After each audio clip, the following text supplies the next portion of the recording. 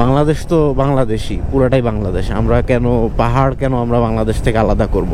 ওকে, so finally আমরা double hand view পয়েন্টে চলে আসছি। অ্যান্ড এইখান থেকে ভাই ভিউটা অস্থির।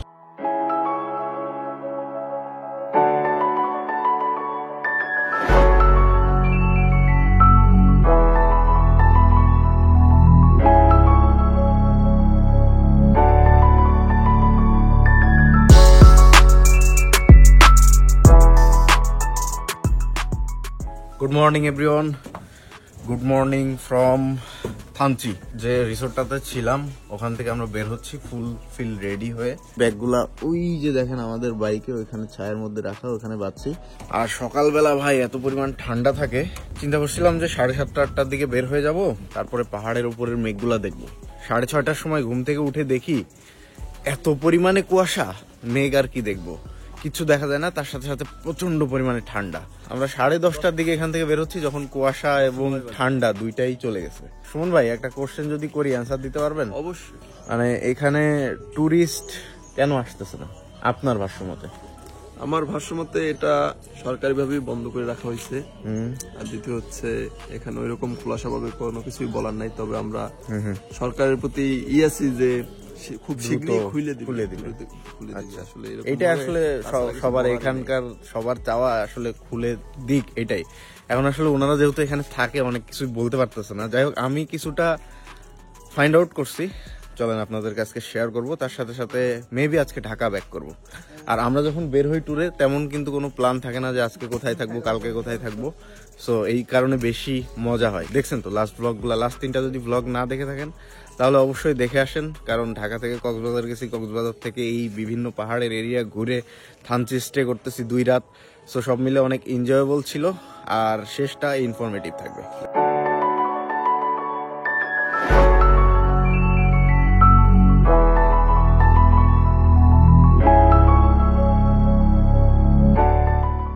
ঠিক 10:30 বাজে অ্যান্ড রিসোর্ট থেকে বের হওয়ার রাস্তাটা কিন্তু চরম। থানচি এত সুন্দর একটা জায়গা এবং এখানে নাই এমন কোনো জায়গা নাই। কালকে একটা ঝর্ণাতে গোসল করলাম ভাই, অসম্ভব সুন্দর। সব মিলে আসলে এখানে সমস্যাটা যেটা হয়েছে, আমি এখানকার স্থানীয় কয়েকজনের সাথে কালকে কথা বলছি, এখানে বিভিন্ন দোকান যাদের আছে তাদের সাথে কথা বলছি, অনেকের সাথে কথা বলে আমি একটু ফাইন্ড আউট করার ট্রাই করলাম যে অ্যাকচুয়ালি হচ্ছেটা কি। মেইন ফার্স্ট যে কথাটা সবাই বলতেছে সেটা হচ্ছে এখানকার যে শান্তি বাহিনী আছে বা আরও যে বাহিনীগুলো আছে তারা চায় বান্দরবন থেকে বা ফেনীর পর থেকে রাঙামাটি, বান্দরবন, খাগড়াছড়ি এই এরিয়াগুলা তারা সেনা শাসন তুলে দিতে চায়। কথা হচ্ছে সেনা শাসন তুলে দিলে এই এরিয়াগুলো তো বর্ডার এরিয়া, কি হবে এটা আসলে আমি জানি না। তাই সেনা শাসন তুলে দেওয়া উচিত হবে নাকি এটা আসলে বাংলাদেশের সীমান্ত রক্ষার্থে যারা কাজ করে, আর্মি, বিজিবি, তারপরে আরও যে বাহিনীগুলো আছে, পুলিশ, সবাই মিলেই তো আসলে এটা কাজ করে। এখন এটা আসলে আমার মাথা ঘামানোর ব্যাপার না, এটা আসলে তাদের দাবি যেটা আমি শুনলাম। আর সেকেন্ড যে মেইন সমস্যা সেটা হচ্ছে ট্যুরিস্ট কেন খুলতেছে না, এইটা তো মেইন কথা। মেইন কথা হচ্ছে ট্যুরিস্ট খুলতেছে না, কারণ ট্যুরিস্ট আসলে কয়েকদিন আগেই থানচি একটু খুলছিল যে ট্যুরিস্টরা জাস্ট স্টে করতে পারবে না, বাট এসে ঘুরে চলে যেতে পারবে দিনের দিন। ইদানিং আবার বন্ধ করে দিছে। তো রিসেন্টলি খুলে দেওয়ার পরে আবার একটা অপহরণ হয়েছিল। তো অপহরণ হওয়ার পরে যেটা হয় 50 লাখ, 60 লাখ, 30 লাখ এরকম টাকা দাবি করে এবং সেটা দিতে না পারলে মেরে ফেলে। তো আসলে এই দায়ভারটা পুরাপুরি দেখা গেল যারা ব্যবস্থাপনায় আছে, আর্মি, পুলিশ, বিডিআর, যাই বলেন, সবার ঘাড়ে পড়ে। বিশেষ করে যেহেতু এই এরিয়াটা আর্মি নিয়ন্ত্রিত, তাই আর্মির উপরে বেশি পড়ে। সো এই রিজনেই মূলত ট্যুরিস্টদেরকে আসতে দেওয়া হয় না এখানে, এখন পর্যন্ত আমি এতটুকু ফাইন্ড আউট করলাম। বাকি আসলে এগুলো সবই তো কালেক্ট করলাম বিভিন্ন জায়গা থেকে, কথা শুনে বুঝে। ম্যাক্সিমাম মানুষই আসলে কথা বলতে চায় না এই ব্যাপারে। পাহাড়িদের মধ্যে যে আরেকটা দেখলাম, তারা বলে যে বাঙালি বা সেটেলার বলে।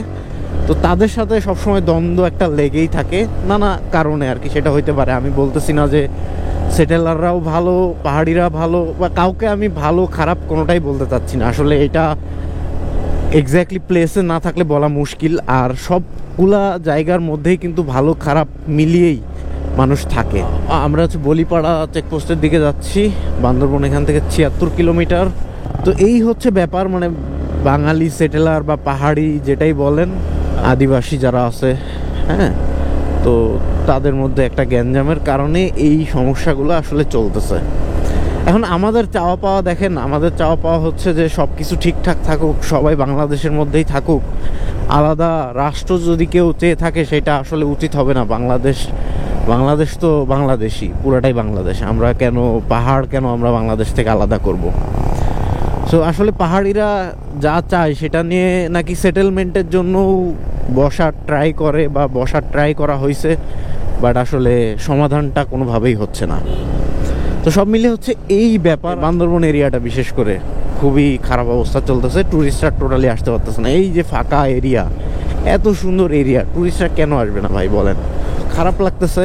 অনেক কিছু জানার ট্রাই করলাম, এখন তো জাস্ট মানুষের মুখ থেকে শুনলাম। আমি সামনে খুব ভালোভাবে আপনাদেরকে বাকি বিষয়গুলো শেয়ার করার ট্রাই করব। আসলেই সমস্যাটা কি সমাধান হবে কি হবে না? সমস্যা তো অবভিয়াসলি সমাধান হবে। এখন বাংলাদেশ আর্মি হয়তো চাইলেই এটা দ্রুত সমাধান করতে পারে, বা কোনো বড় সড়ো ঝামেলা আছে যেটার কারণে মানে সমাধানটা হচ্ছে না, এই হচ্ছে ব্যাপার। যাই হোক, আমি যেহেতু বিস্তারিত আরও অনেক কিছু জানি না, তাই আমি এইগুলা বিষয় নিয়ে কোনো কমেন্ট করতে চাই না। বাকি যারা আমার ভিডিওটা দেখতেছেন, আমি জানি আপনারা অনেকেই পাহাড়িরা আছেন, দেখতেছেন, চাইলে কাইন্ডলি একটা কমেন্ট লিখতে পারেন ডিটেলসে যে এই সমস্যার কারণে এই বা এই রাজনীতির কারণে এই সমস্যা, বা যে কোনো কারণে হোক, আমি এটা নিয়ে রিসার্চ করা শুরু করতেছি। তো আপনারা যদি তথ্য দিয়ে আমাকে সহযোগিতা করতে পারেন, আমি আপনাদেরকে ধন্যবাদ দিব অবভিয়াসলি। সো প্লিজ, যদি কেউ জেনে থাকেন এগুলো কি বা কেন কি হয়েছে, আমাকে একটু কাইন্ডলি জানাবেন, এই আর কি। সো কিছু পাহাড়ের ভিউ এনজয় করতে করতে আমরা বের হয়ে যেতে পারবো। এদিকে ফিউলের অবস্থা, কক্সবাজার থেকে ফুল করছিলাম, কক্সবাজার থেকে ফুল করার পরে অলমোস্ট 300 কিলোমিটার চালানো হয়ে গেছে। আর এখন 80 কিলোমিটার পর্যন্ত, বান্দরবন পর্যন্ত যাবে নাকি এটা দেখার পালা। যাবে হোপসো। অ্যান্ড দেখতে দেখতে আমরা বলিপাড়া চেকপোস্টে চলে আসছি। দেখি এখানে কি সামলানো লাগে আসলে।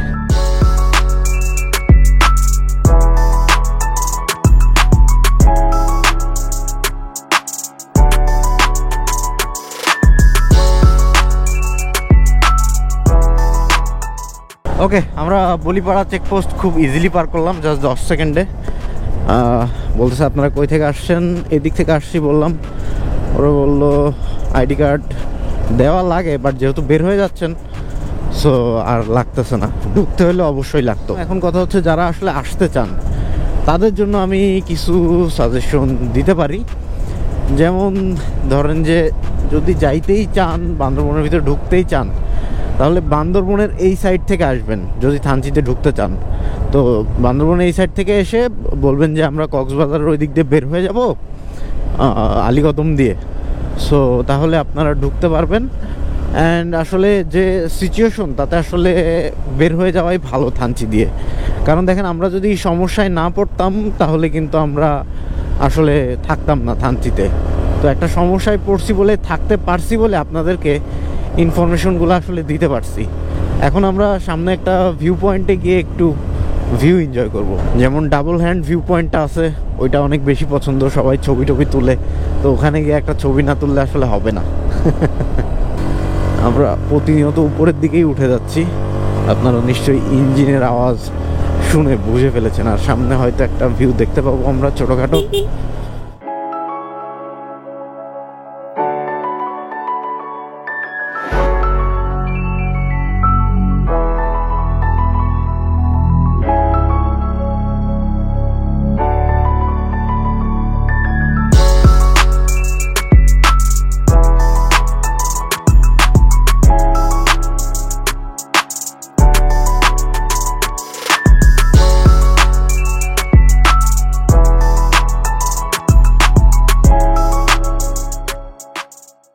ওকে, থানচি উপজেলাকে বিদায় জানিয়ে দিচ্ছি। ধন্যবাদ।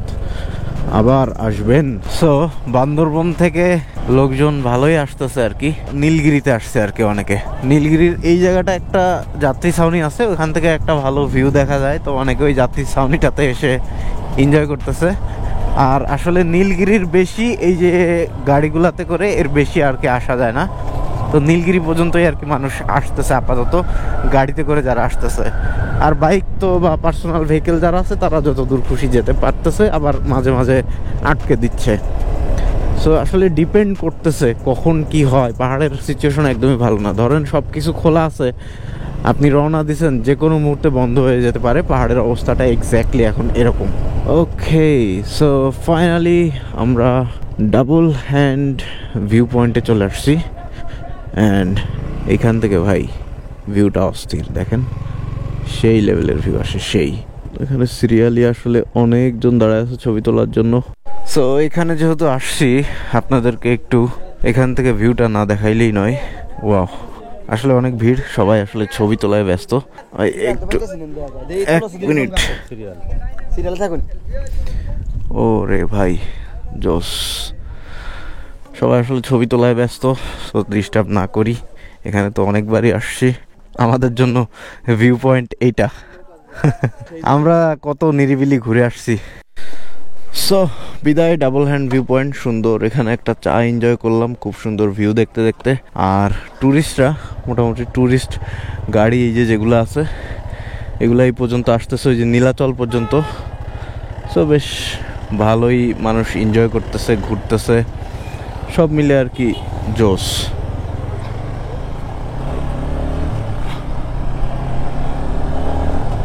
এটা হচ্ছে চিম্বুক।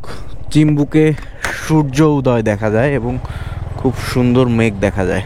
একজনের ফোন হারায় গেছে, তো চেষ্টা করলাম কিছুটা হেল্প করার, বাট সে ফোনটা পায় নাই।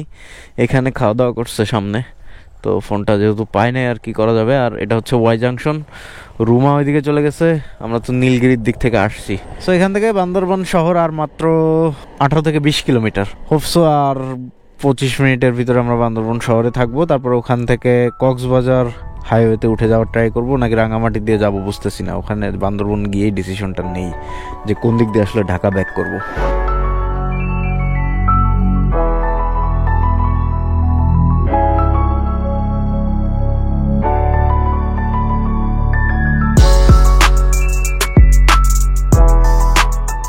অ্যান্ড ফাইনালি 10:30 11টার দিকে বের হয়ে আমরা বান্দরবন সিটিতে ঢুকতে ঢুকতে 2টার কাছাকাছি বেজে গেছে। ওকে, ফুয়েলটা দেখেন ফুল লোড করে নিছি। অ্যান্ড এফজেড আর এমটি মিলে, দুই বাইক মিলে 2300 টাকার ফুয়েল ঢুকছে সব মিলে। সো বান্দরবন সিটিকে বিদায় জানিয়ে আমরা বের হয়ে যাচ্ছি চট্টগ্রাম কক্সবাজার হাইওয়েতে, কেরানীর হাট হয়ে। এই রাস্তাটাই চয়েস করলাম কারণ এই রাস্তাটা একটু ফাঁকা থাকবে দুপুরবেলা। যাই হোক, এখন আপনাদেরকে একটা খরচের হিসাব দেই যে এরকম একটা ট্রিপ যদি আপনারা করতে চান তাহলে আপনাদেরকে আসলে কেমন খরচ করতে হবে। খুবই সিম্পল, মানে ব্যাচেলর ট্যুর দিলে খরচ আসলে অনেক কম। যেরকম আমরা দেখছেন যে ফার্স্ট দিন এক রুমে 4 জন শেয়ার করে ছিলাম। সো এতে আমাদের খরচ পার পারসন অনলি 500 টাকা কক্সবাজারে খরচ হয়েছে। কক্সবাজারটা ঘুরলাম, ওই তেলের হিসাবটা আমি পরে দিচ্ছি লাস্টে, কারণ ঢাকায় না পৌঁছানো পর্যন্ত তেলের হিসাব দেওয়া যাবে না, বাট আমি এখনই বলে দিচ্ছি আপনাদেরকে, আমার তো একটা আইডিয়া আছে। এরপরে আমরা খাওয়া দাওয়া যখন করি তখন আমাদের পার ডে খরচ হয় পার পারসন, আমরা খাওয়া দাওয়াটা একটু ভালোই করি, মানে ভালো মতনই করি, কারণ জার্নি করতে হলে খাওয়া দাওয়ার কমতি দেওয়া যাবে না। বিশেষ করে রাইডের টাইমে আপনি ভারী খাবার খাবেন না, বারবার হালকা খাবার খেয়ে নিতে হবে। ভারী খাবার খেলেই ঘুম আসবে, এই কারণে ভারী খাবার আমরা একবার খাই মাত্র সারাদিনে, এই আর কি। যেরকম সকালবেলা নাস্তা করে বের হয়েছি, তো থাকার খরচ ওইটা একটা গেল। পরদিন তো দেখলেন আমরা কি রাইড করলাম, পাহাড়ের মধ্যেই প্রায় 250 কিলোমিটার রাইড করে ফেললাম। তো এরপরে থানচিতে থাকলাম, থানচিতে থাকার খরচও মাত্র পার পারসন 500 টাকা, এক রুমে 2 জন করে যদি থাকেন। খুবই খুবই এনজয় করছি আমরা, এবং খরচ অনেক কম। 2 রাতে আমাদের থানচিতে অবশ্য 2 রাত ছিলাম, তো ধরেন আর এক রাতে আরও 500, তো সব মিলে 3 রাতে আমাদের 1500 টাকা পার পারসন থাকা কমপ্লিট। এবার পার ডে খাওয়ার কথা বলতেছিলাম, সরি, খাওয়া থেকে আবার থাকাতে চলে আসছে। যাই হোক, খাওয়া পার ডে আমরা 600 600 থেকে 700 টাকা পার পার্সন ধরে রাখি। তো সেক্ষেত্রে কয়দিন আমরা প্রায় 4 দিন ধরে ঘুরতেছি। সো 4 দিনে আমাদের খরচ পার পার্সন ওই ধরেন এভারেজ 2500 থেকে 3000 টাকা। সো 3 আর এদিকে হচ্ছে থাকা 1500, মানে সব মিলায় যদি আপনি 4, 4.5 বা 5 এরকম বাজেট করলে আপনার 4 দিনের একটা ট্যুর কমপ্লিট হয়ে যাবে মাত্র 5000 টাকা শুধু থাকা খাওয়ার জন্য। এবার আসে হচ্ছে ফিউল কস্ট। ফিউল কস্ট আসলে আপনি যেরকম রাইড করবেন সেই অনুযায়ী, যেরকম আমরা এবার রাইড করছি প্রায় অলমোস্ট ধরেন ঢাকা থেকে কক্সবাজার 1000, টেকনাফও গেছিলাম, এইদিকে ধরেন আরও 300-350 কিলোমিটার মতন রাইড করতেছি। সো 1400 কিলোমিটারের একটা রাইড। হাইওয়েতে এটা মাইলেজটা আসলে ডিপেন্ড করে আপনি কি বাইক চালাচ্ছেন সেটার উপরে। সো আমার বাইকে আমি মাইলেজ পেয়েছি 40 থেকে 42-43ও পেয়েছি, মাঝে মাঝে পাহাড়ে 40 আর হাইওয়েতে 43 পর্যন্ত পেয়েছি। ফিউল ভালোই লাগছে আসলে, ফিউলের হিসাবটা আপনারা করে নিন। সো ফিউলটাই একটু বেশি, ধরেন ওই থাকা খাওয়া মিলে যা ফিউলেও তাই। এখন এখানে আবার কথা আছে, যদি 2 জন আসেন এক বাইকে তাহলে ফিউল খরচটাও অনেক কমে যাবে, প্রায় 2500 থেকে 3000 টাকায় আপনাদের হয়ে যাবে। সো বয়েজ ট্রিপ বা ব্যাচেলর ট্রিপ করলে 7-8 হাজার টাকা বাজেট করলেই আপনি এরকম একটা 4 দিনের ট্যুর বান্দরবন, কক্সবাজার, খাগড়াছড়ি এগুলো এরিয়ায় দিয়ে দিতে পারবেন। তা বাদে আমরা আসলে বাজেট ফ্রেন্ডলি ট্যুরই দিয়ে থাকি এভাবে প্রত্যেকবার, কারণ তাছাড়া আসলে এত ট্যুর দেওয়া সম্ভব হতো না। তো এই আর কি, বান্দরবন সিটি থেকে বের হয়ে গেলাম, এখন একটু পরে কক্সবাজার হাইওয়েতে উঠে যাব। সো মেবি আজকের ভিডিওটা আমি এখানেই শেষ করতে পারি, কারণ এই হাইওয়ে আপনাদেরকে অনেকবার দেখিয়েছি আমি। যারা নতুন আসছেন তারা আমার আগের ভিডিওগুলো দেখেন, তাহলে এই হাইওয়ে অনেকবার দেখতে পারবেন। সো আজকের মতো বিদায় নিচ্ছি, সবাই ভালো থাকেন, সুস্থ থাকেন, আল্লাহ হাফেজ অ্যান্ড আসসালামু আলাইকুম।